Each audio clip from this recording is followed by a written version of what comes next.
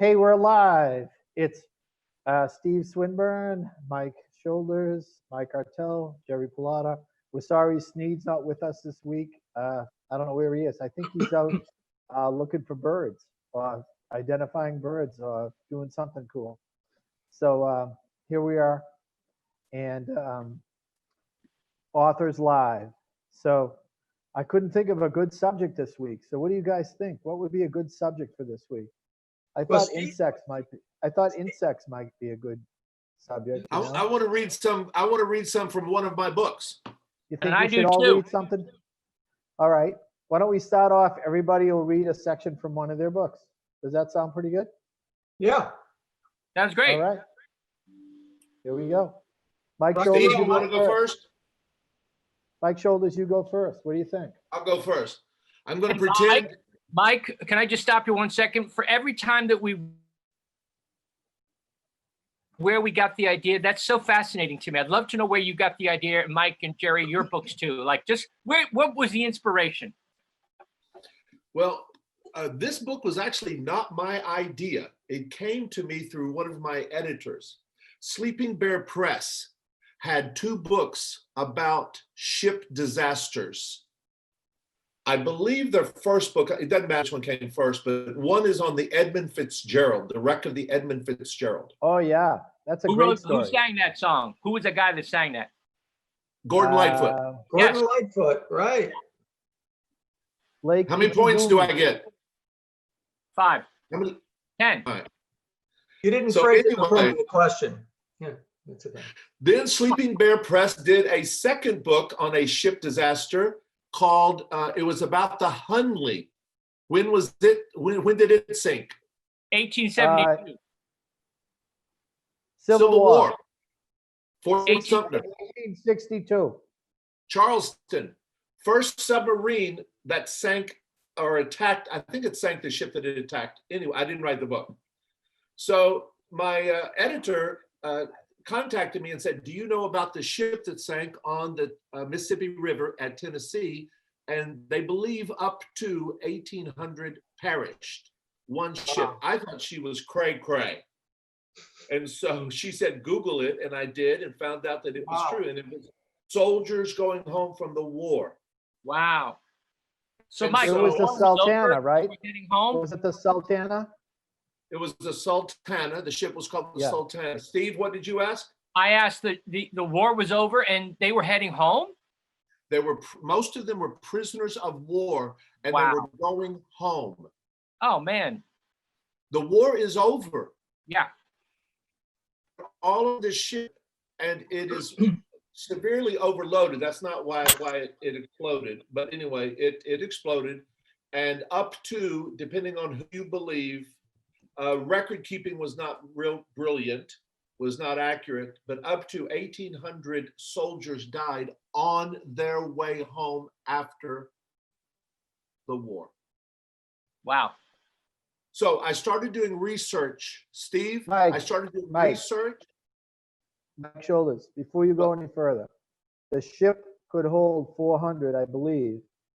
And how many were on the ship? They believe up to 2,400. Wow. Wow. It held 376. Hey, Mike, I'm sorry. Were these Confederates or are they Union? Union going home from prisons, mostly in Andersonville and Cahaba near Selma, Alabama. The narrator of this book was imprisoned in Alabama, near Selma, at a place called Cahaba. By the way, little interesting fact: where he sat for 6 months, where he sat was the exact site of the capital, the first capital of Alabama. But the town flooded so much, they moved the capital to Tuscaloosa. Then they moved it to Montgomery. Wow. Huh. Cool. And there's nothing there. Mike, talking about the war was over and they were trying to return home. I don't know if most people know it, but the Battle of New Orleans was fought after the peace treaty was signed. It's just that the communication was so slow, it didn't get back here till after they signed the peace treaty. So you guys thought you were still fighting.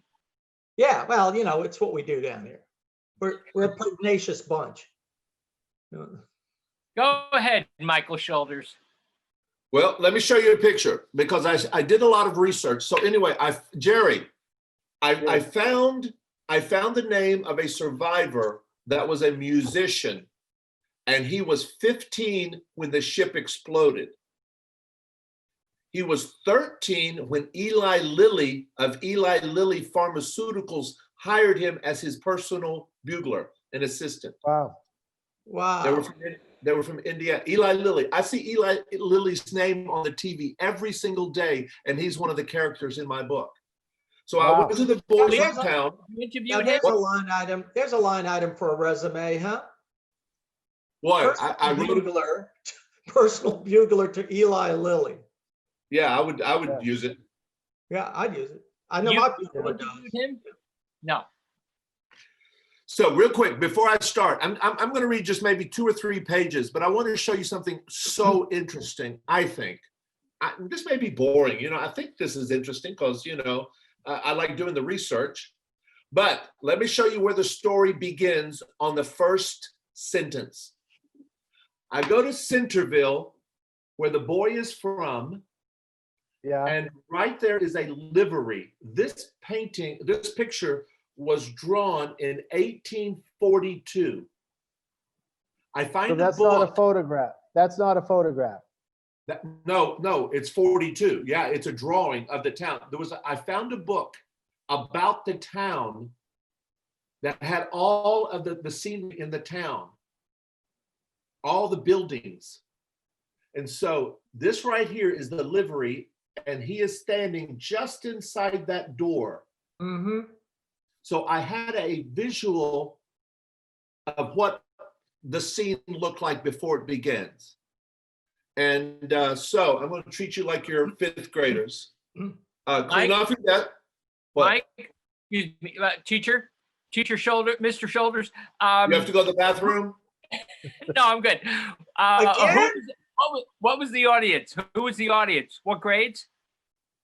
Well, that's tricky. It's about American history, so it's good for 5th grade. It should be a fairly easy read for 4th grade, but it's also used a lot in 8th grade because they also do American history. But the text is rather large. You can get through it quickly, and you'll hear the readability. By the way, let me say this. I'm reading this book with permission from Sleeping Bear Press. And they allowed me to put the first chapter, which is actually the prologue, online. Steve, pencil off your desk, please. Teacher. Pencil. Yes, sir.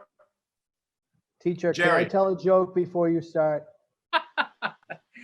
Can I tell a joke? Yes, Jerry, one joke. Groucho Marx said he caught an elephant. He tried to pull the tusks out. They were in so hard. He moved to Alabama where the tusks are looser.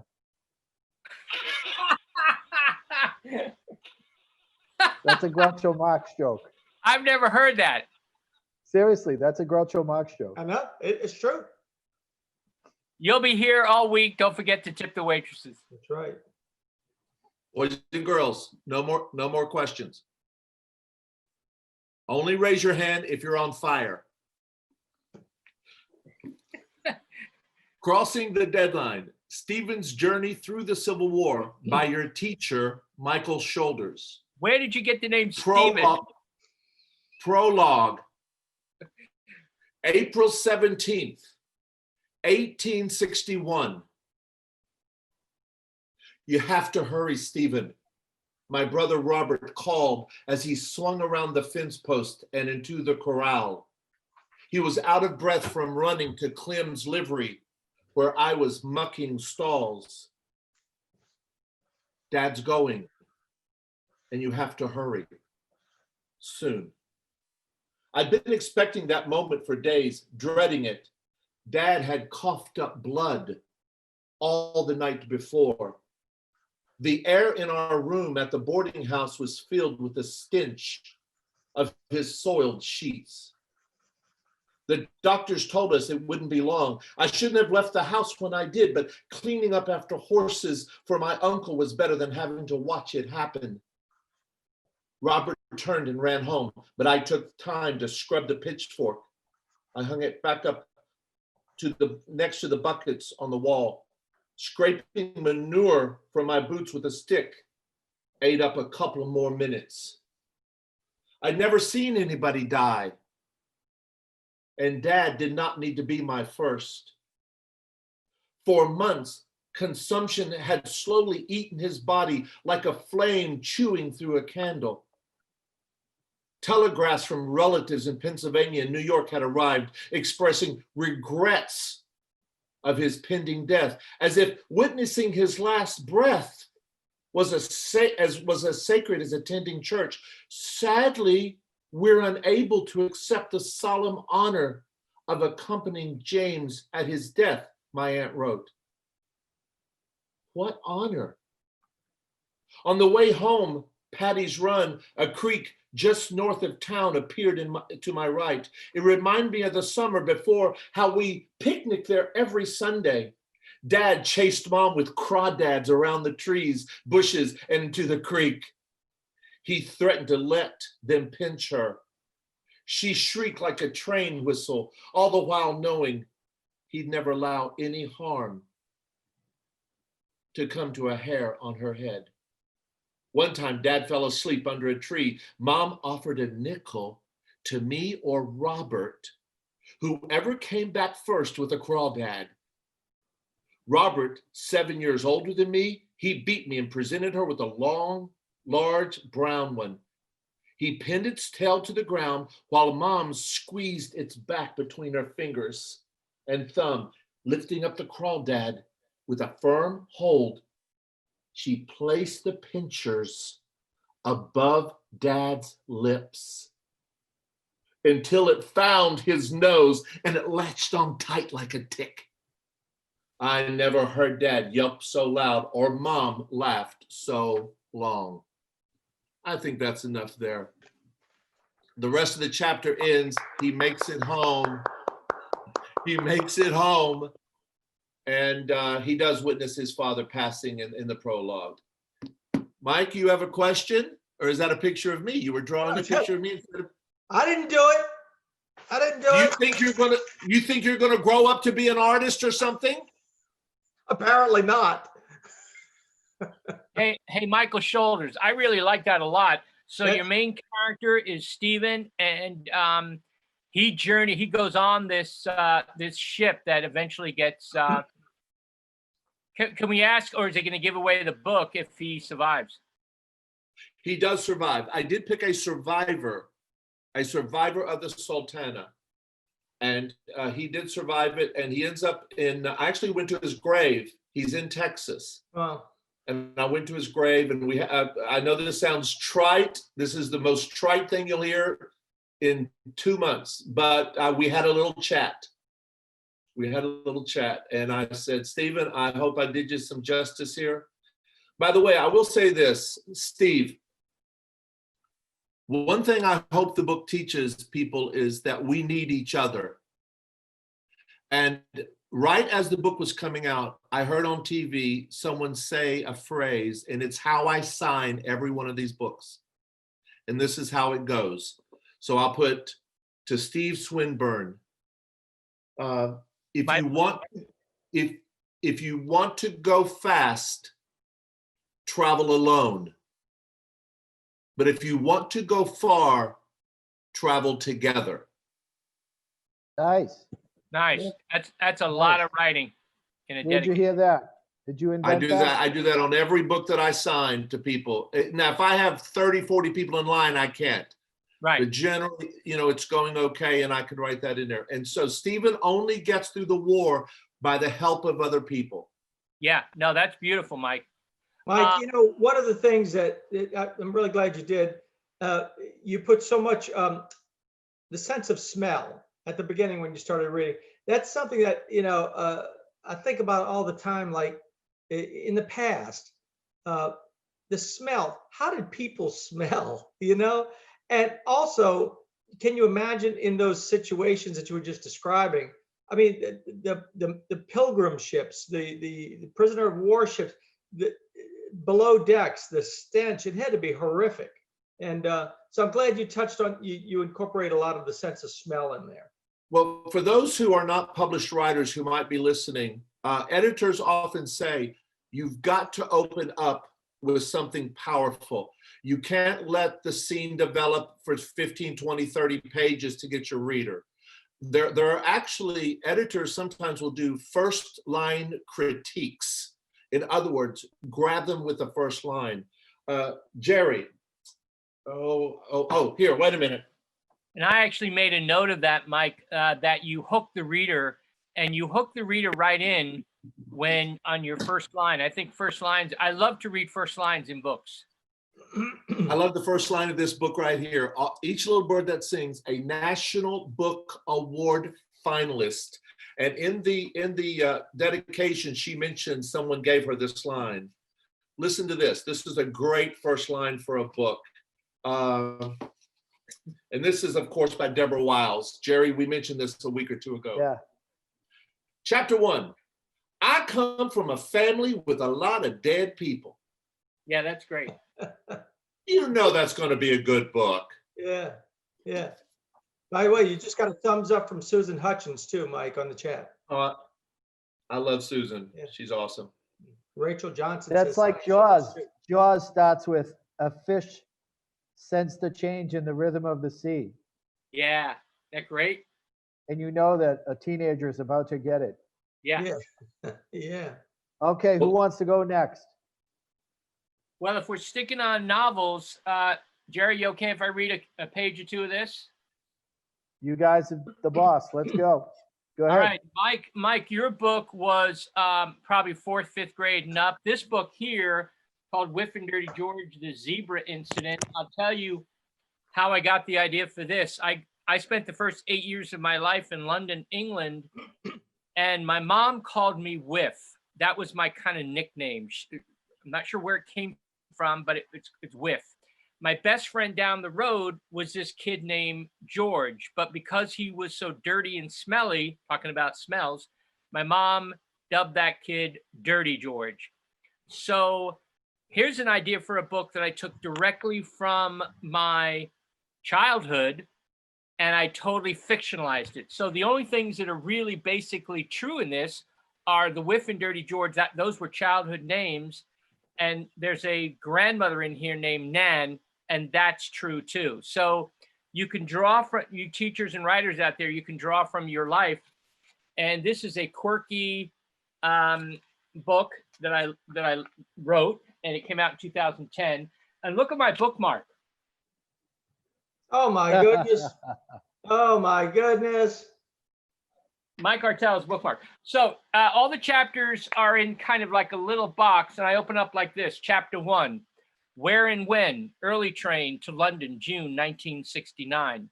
Who, William, Whiff King, George, Dirty George Potts, and other passengers. Sound, clickety-clack, clickety-clack, clickety-clack. So in every chapter opening, I want to kind of set the stage. It's kind of like a theater, like screen directions. First line, me trousers are falling down, cried Dirty George. Mine too, said Whiff. What's going on? It's mad, said Whiff. Whiff checked his wristwatch, 7:25 a.m. exactly. The train to Paddington Station had just crawled to a stop when every zipper unzipped, every buckle unbuckled, every button unbuttoned. The railway car burst into bedlam. Handbags yawned wide. Briefcases sprung open, fountain pens zoomed by Whiff's nose. Passengers shoved and struggled to grab their trousers and skirts. Dirty George had never seen so many pairs of pink polka dot undies. Eyeglasses, cufflinks, hairpins, and brooches hurtled to the floor. Belts curled around ankles like snakes. A weird energy force had invaded the train, pulling everything downward. Dirty George tried to yank up his trousers. Here, use this. Whiff dug out some rope from his rucksack and tossed it to Dirty George. Rucksack is a backpack. Then he wrenched the rope that held up his own trousers. What's that whirring noise? It's coming from over there, said Whiff, pointing to a luggage rack 5 rows ahead.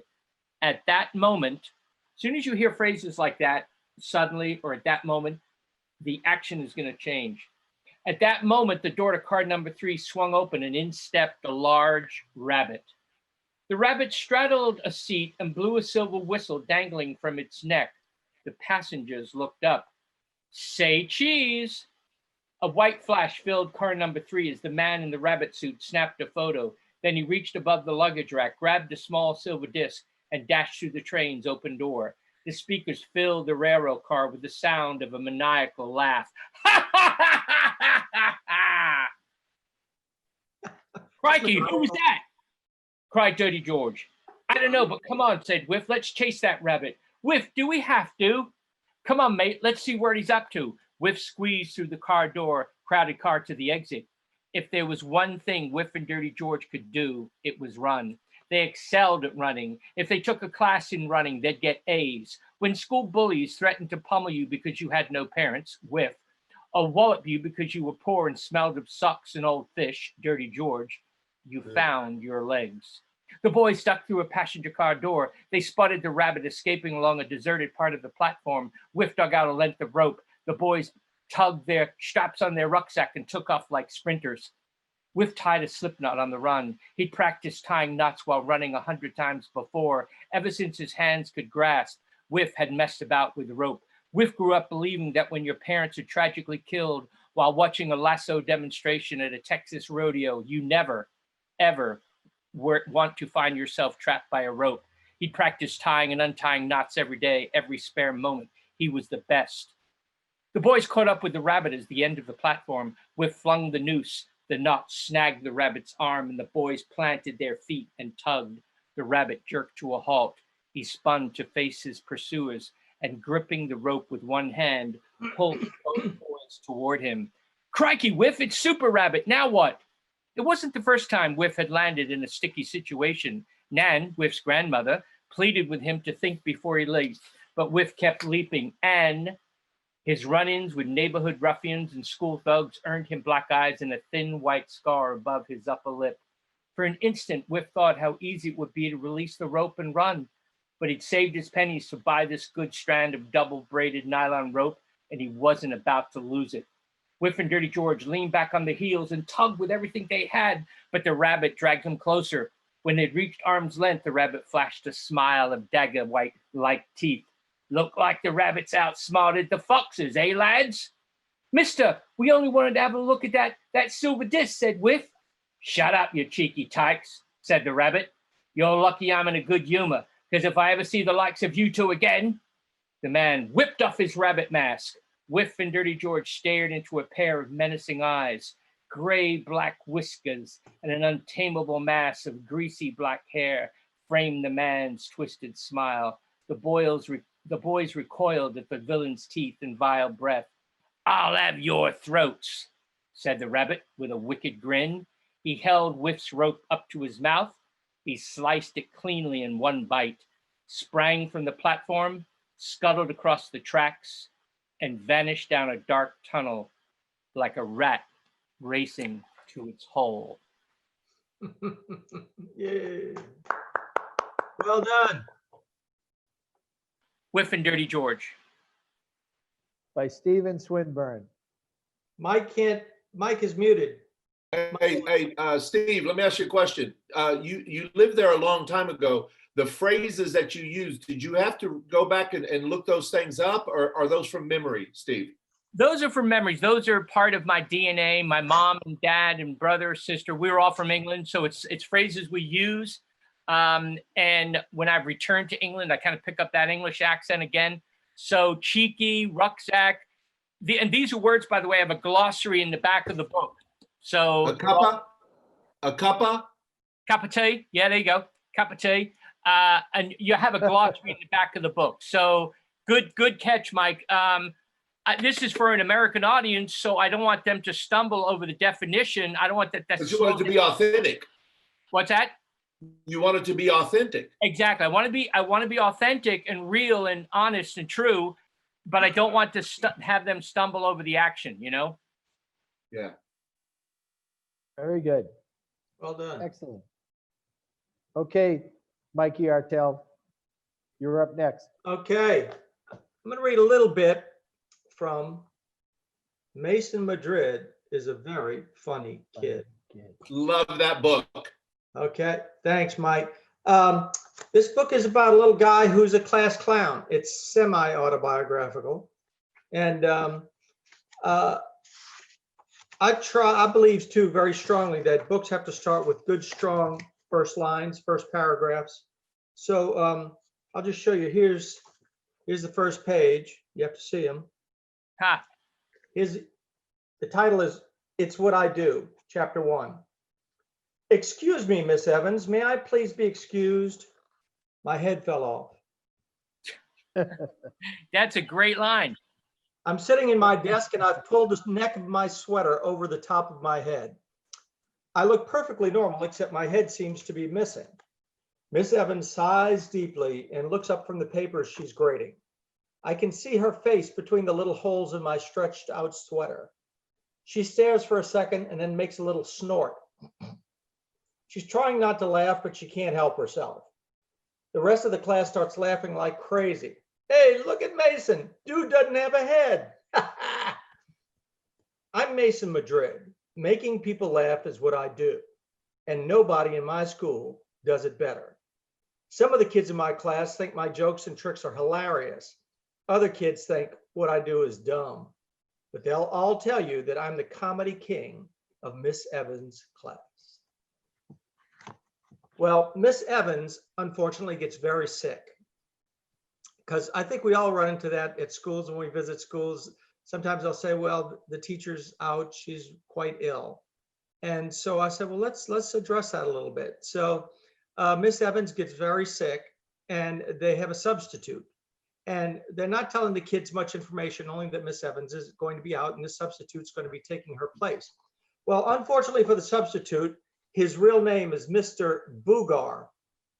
And kids, that's low-hanging fruit, right? Especially for Mason. That's too easy. Just too easy.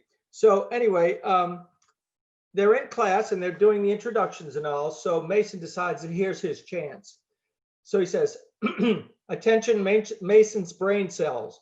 The principal is gone. The sun is in the room. The sub is in the room. It's time for the comedy king to spring into action. Roger that, Captain Mason. Game on.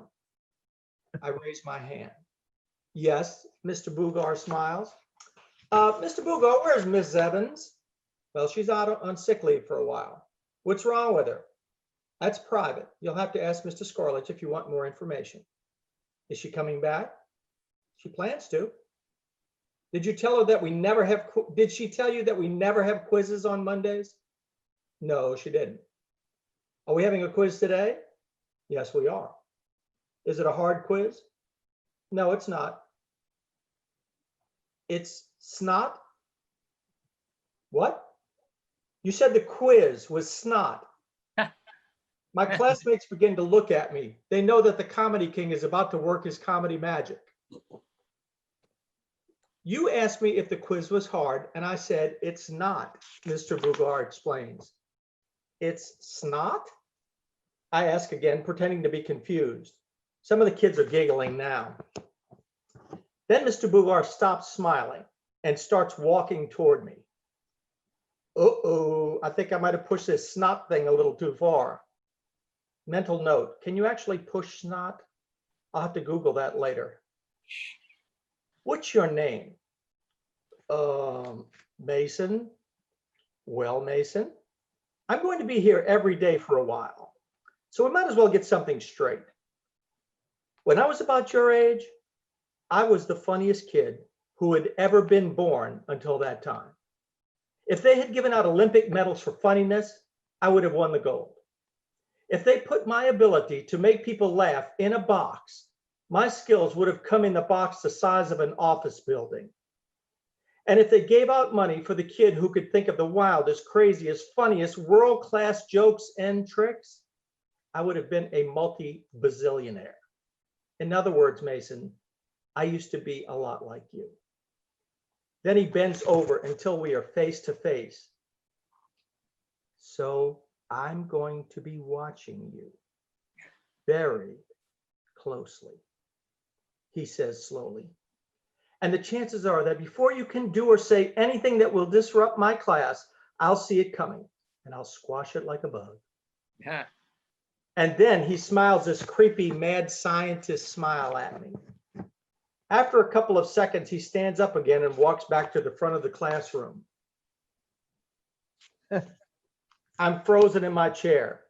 This guy isn't your normal sub, and he sure doesn't seem like he would have been a funny kid to me. I think he was just trying to scare me. That's what he was trying to do. Mission accomplished. That's Whoa. chapter 1. Anyway, thank you. Jerry, All right. I love that book. thanks. I think I contacted you after I read it, said that was time well spent. You did. Thanks, Mike. I appreciate the kind review. Thank you. All right. So I'm up next. You the man. Well, I'll tell a couple stories because someone said you love to hear stories about how you thought of books. Well, I've already said this before, but my son loved skulls when he was 10 years old, 8 years old. So I thought I would do a skull book. Which son? Neil? Eric. And Eric loved skulls when he was a little kid. And I thought, he can't be the only kid in America that loves skulls, right? There must be other kids that love skulls. So I thought, I was trying to think of books that were different because there was a lot of alphabet books being written at the time. And I thought, I got to think of something really different. So I thought of writing a book of skulls. But then I thought I didn't want it to be just a normal alphabet book. It starts like this. I had an extra page in the front. So I started like this. Warning, this book contains the alphabet. If you are afraid of the alphabet, do not read any further. But the whole idea was to look at the book. You don't want to think that it's like a devil worship book or something like that. It's really a science book of skulls. Yeah. You know, so it's not like, there's nothing Jerry, sinister about it. It's a science Jerry, book of skulls. that's a great start to that book. So we're trying to encourage kids to be doctors or, scientists or something, Yeah. right? Right. So the book goes like this. I'll just read. I'm just going to read a couple pages, and I'm going to switch to another book. But there's this page right here, and you can see the skull, and you can imagine what it is, okay? I'll just give you a clue. Right here, Ralph painted an ant. There's an ant right there. And then there's another ant right there. Oh. So, all right. He left clues. So the book That's goes like great. this. You ready? So I wanted the book to be different. You don't learn the skull until a little bit later. I never tell them what the skull is. Oh, cool. You'll see how I wrote the book. So I thought in my head, I got to make the book really different. I got to make it really different. So I call this a deductive reasoning book. You have to figure out what the skulls are from the text and the illustrations and other clues that are left, either by the illustrator or me.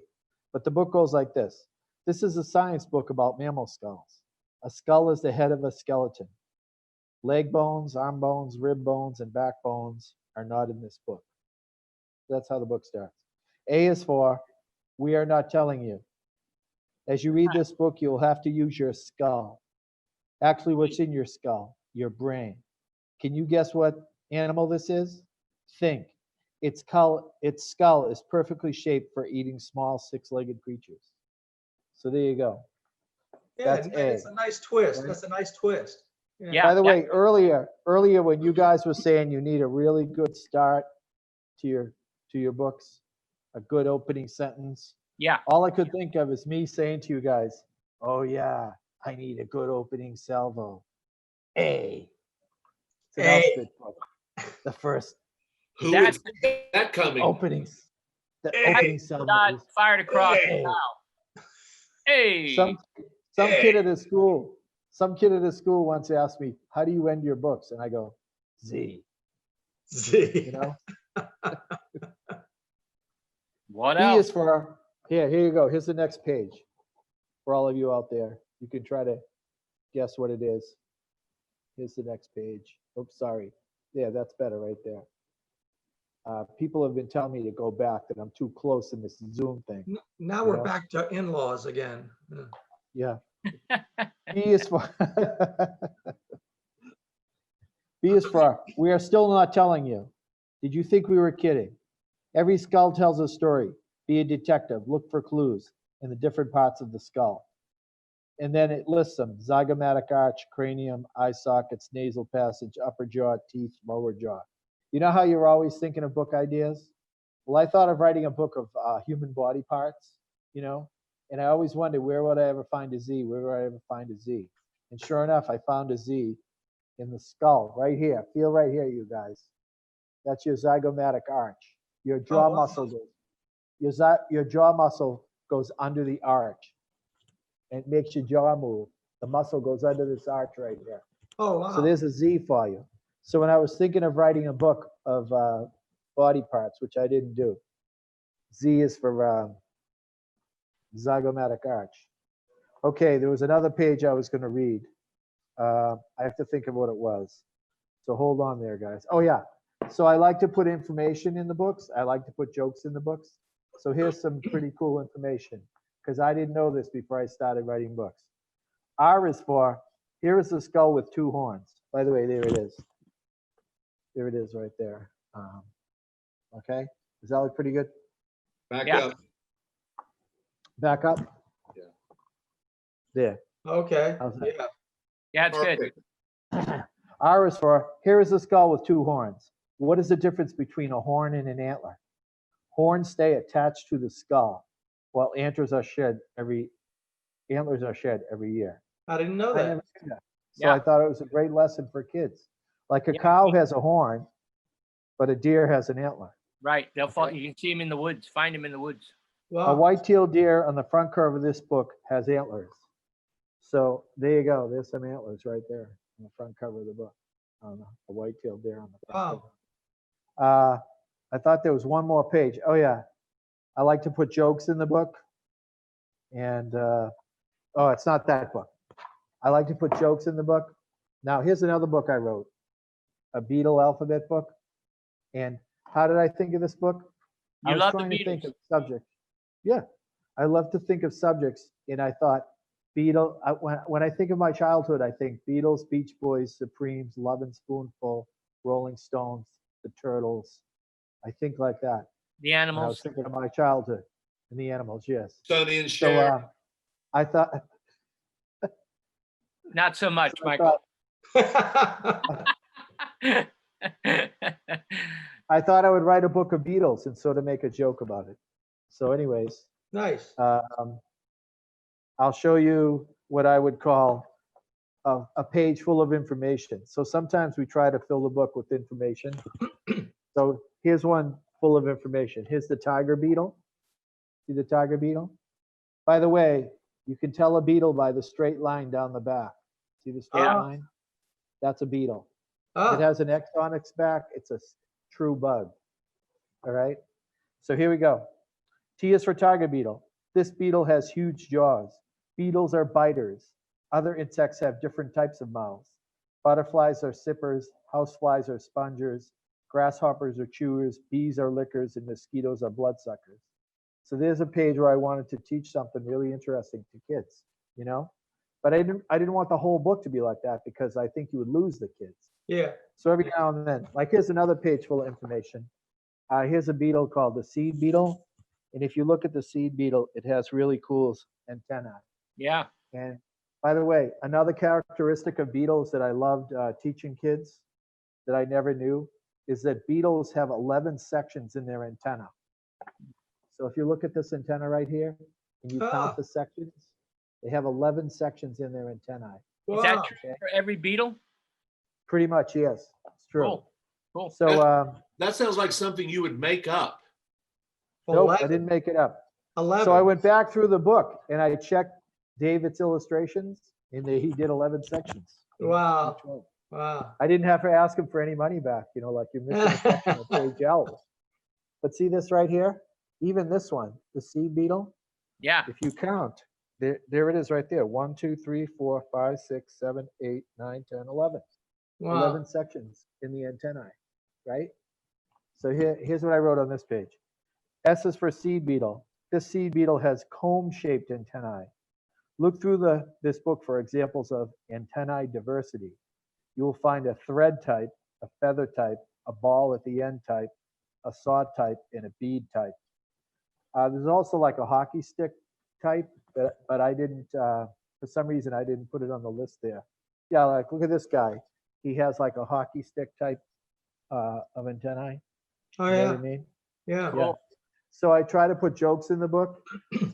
So here's a joke I put in it. We'll see if you guys get it. Ready? Here it is right here. I put a spider in just to teach one lesson. Spiders have 8 legs, beetles have 6. I didn't really want to teach much more than that. Plus, spiders do not have wings. Beetles have wings. That's all. I wasn't getting greedy and trying to put tons and tons of stuff in the book. I Yeah. just wanted to teach those 2 things. So then on this one, you ready? Are you looking at me? I said, You're are you looking at me? You're looking at me? I'm a spider, not a beetle. I'm not even an insect. Spiders have 8 legs, not 6. Spiders do not have wings. So I call that my Robert De Niro spider. So Yeah, there you go, right there. You like him? that's good. And I see the resemblance. I see the resemblance. Yeah. I don't know. I think that was all I was going to say. Hey, Jerry, Wow. didn't you hide or didn't the illustrator hide some Beatles songs on that book? Yeah, there's Beatles songs hidden in the book. I love that. Beatles song titles. Now, see the cockroach? He's not a beetle. Look at his back. He doesn't have a straight line. And he has a string for antenna. He doesn't have a 11 section antenna. See that? Huh. So a cockroach is not a beetle. Oh, and this is for you, Mike and Steve, you musicians in the group. How do you like this beetle? I just love this guy. Oh, Right? gosh. So Look I at that. thought I would, I mean, take a look at it. What does it look like? A So violin. I know. So here's what I wrote. V is for violin beetle. Here is another crazy shaped beetle. It looks like a violin. Let's see. If we had a violin beetle, a cello beetle, and 2 violin beetles, if we had a viola beetle, a cello beetle, and 2 violin beetles, we would have a beetle string quartet. A violin beetle can also be called a guitar beetle. So there you go. Maybe I should have called it, maybe I could have called it a ukulele beetle and put it Yeah, on that's there. good. That's And, good. By the way- if you had that quartet, they could have played on Eleanor Rigby. Yeah. That's right. See Hey, right you here? know- all right, It a little bit of says trivia. Do you It know why says, they? while my guitar gently weeps, right there. Nice. Oh, that's While my beautiful. guitar. But Do I'll you- show you a really easy to see Beatles song. And then, You know how they got the name Beatles? yes, Silver from the Beatles. Crickets. Yes, No, it was a play. it's Buddy from, Holly's band was Buddy Buddy. Holly and the Crickets.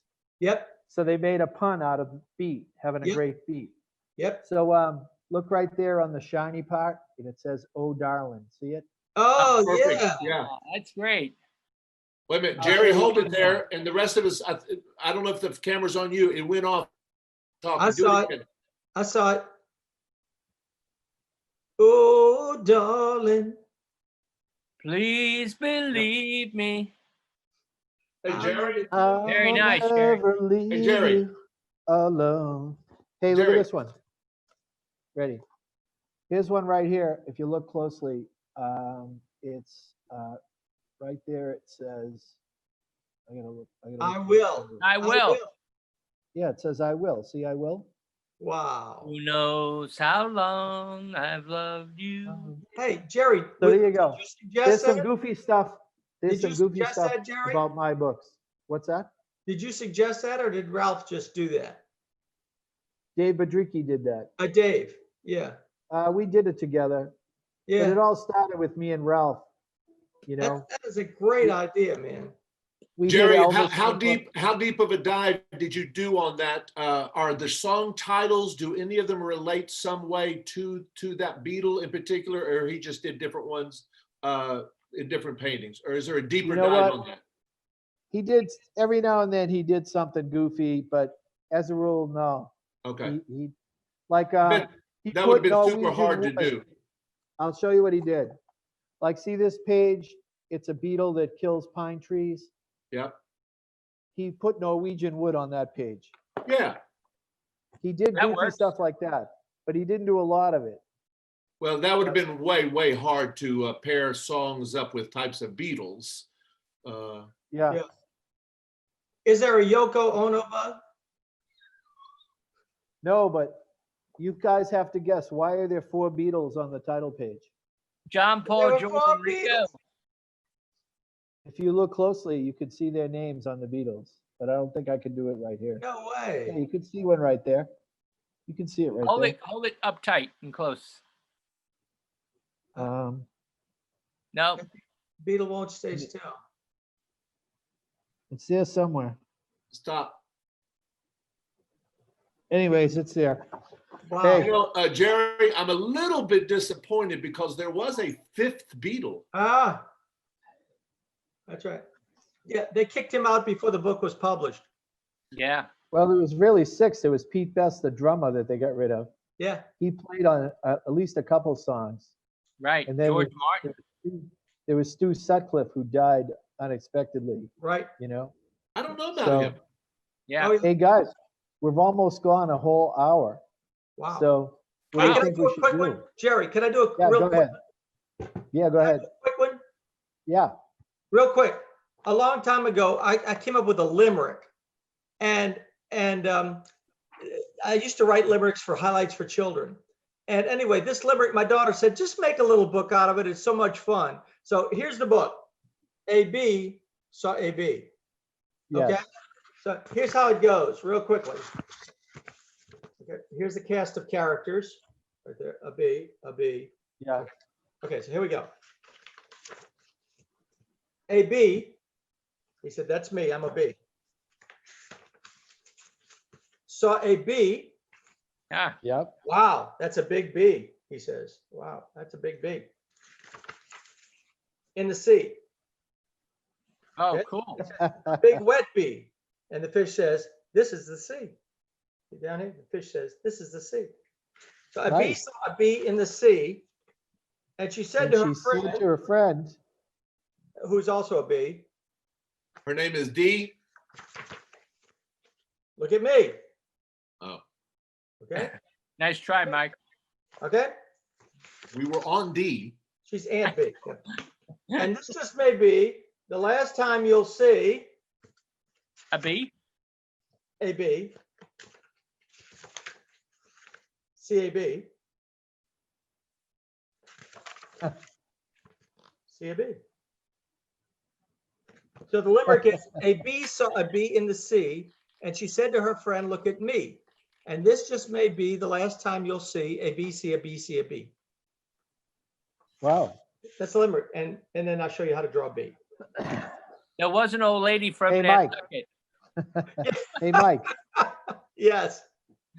in the mid, I had extra pages. So look, HIB.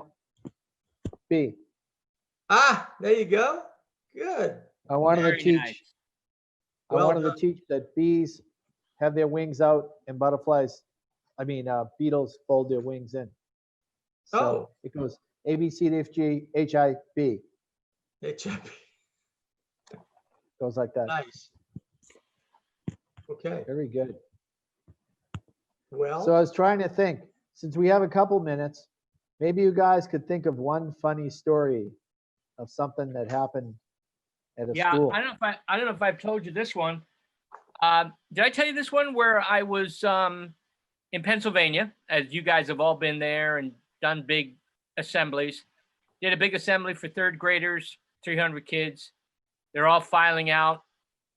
The end of the day, I was super excited about getting in my car, going home. I've been on the road for about a week.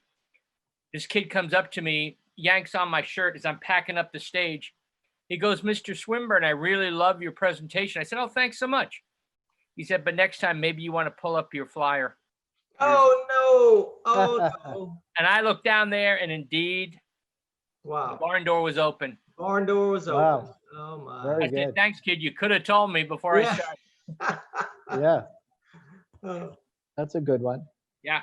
Well, You got- one of my favorite stories is they forgot to give me lunch. They scheduled me and they totally forgot lunch. So it's like 2:00 and I was kind of hungry. Yeah. So they bring me to the lunch ladies and the lunch ladies go, everything's closed. We don't have anything, nothing oh, to eat. no. I go, you don't have anything I could eat? Can I get like an ice cream sandwich or something? No, we don't have anything except a dirty diaper sandwich. And I go, what? She goes, yeah, we have a dirty diaper sandwich. I go, what? So they whip out this jar. It looks like peanut butter, but it was sunflower butter. Okay. Sunflower butter. I've had that. Which It's they pretty now good. call it Wonder Butter instead of peanut butter. Kids can't have Yeah. peanut butter because they're allergic. So they give them what they call Wonder Butter, which is really sunflower seed butter. Huh. So she gets a piece of bread and she puts it on there like that, and she goes, look at it. It's like a dirty diaper. And she hands it to me. And that's what I had for lunch. That is at a great. A school. dirty diaper. That is Yeah. A dirty diaper that's sandwich. great. So there you go. That's Mike, you must have a good story. All the schools you've been at and all the years of teaching, you must have a good story. Michael.